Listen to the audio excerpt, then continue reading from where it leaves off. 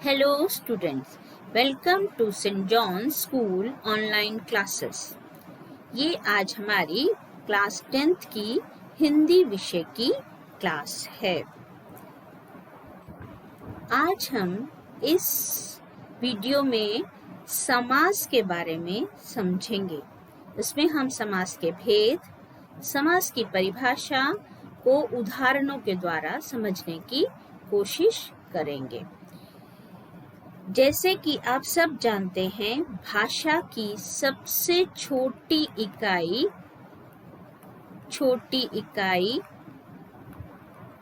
होती है वर्ण।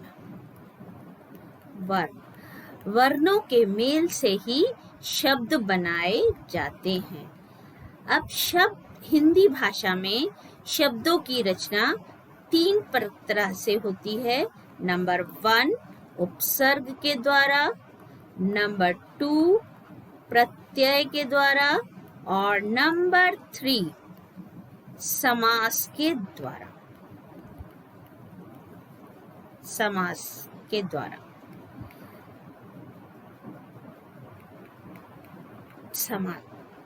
और आज हम समास द्वारा शब्द निर्माण की विषय में इसमें अध्ययन करेंगे। सबसे पहले हम देखेंगे कि समास का तात्पर्य क्या होता है। समास का तात्पर्य होता है संक्षिप्तीकरण। इसका शाब्दिक अर्थ होता है छोटा रूप, अर्थात जब 2 या 2 से अधिक शब्द मिलकर जो नया और छोटा शब्द बनाते हैं, उस शब्द को हम समास कहते हैं। दूसरे शब्दों में अगर हम कहें तो जहां पर कम से कम 2 शब्दों में अधिक से अधिक अर्थ को प्रकट किया जाए, वह समास कहलाता है। यानी कि कम शब्दों में अधिक अर्थ को प्रकट करना समास कहलाता है। अब हम देखेंगे समास रचना में कितने पद होते हैं। समास रचना में 2 पद होते हैं।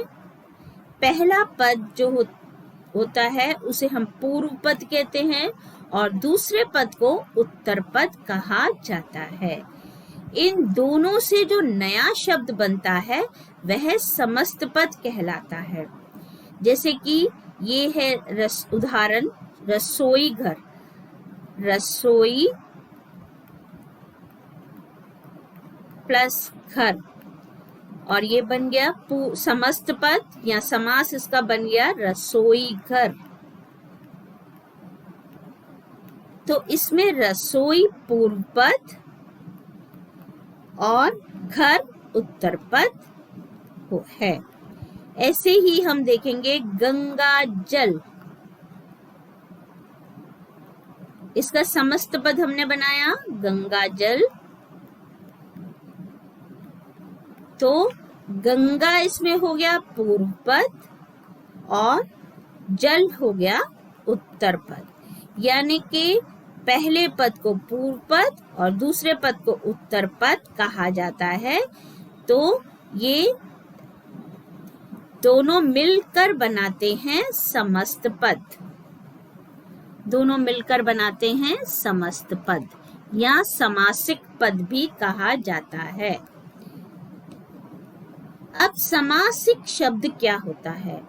समास के नियमों से निर्मित शब्द समासिक शब्द कहलाता है।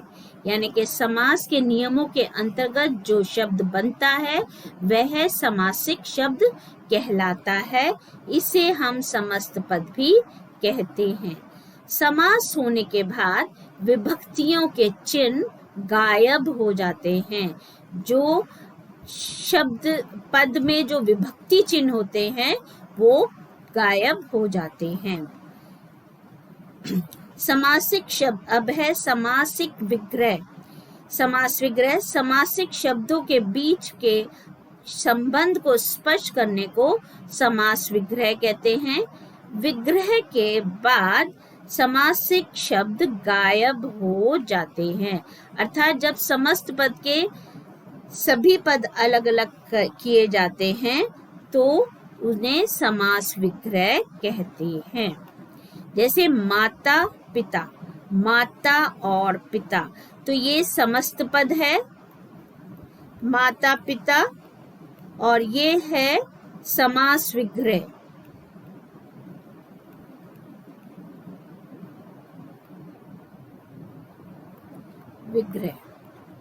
ऐसे ही भाई बहन, भाई बहन, तो जब हम इसका समास विग्रह करेंगे तो हो जाएगा भाई और बहन।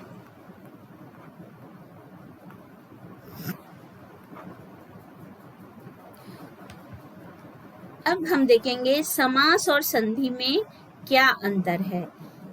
संधि का शाब्दिक अर्थ होता है मेल, और अभी हमने पढ़ा समास का शाब्दिक अर्थ होता है संक्षिप्तीकरण। संधि में उच्चारण के नियमों का विशेष महत्व होता है।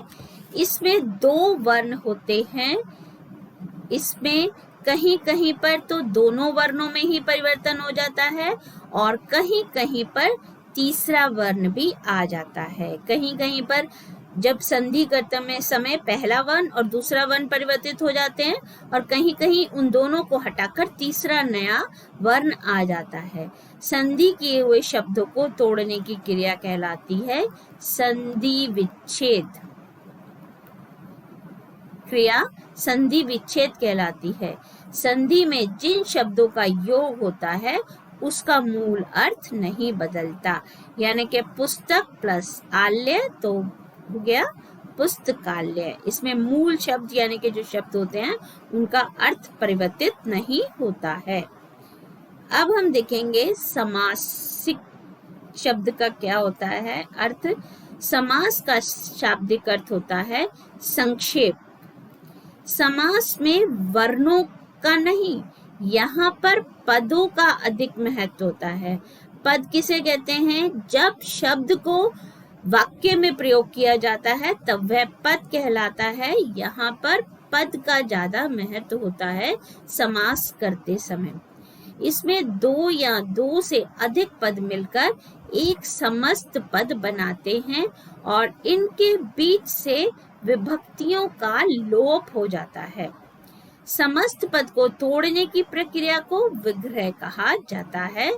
समास में बने हुए मूल अर्थ में परिवर्तित किया भी जा सकता है, यानी कि समास करने के बाद जो उनका मूल अर्थ होगा उसको परिवर्तित किया भी जा सकता है और परिवर्तित नहीं भी किया जा सकता।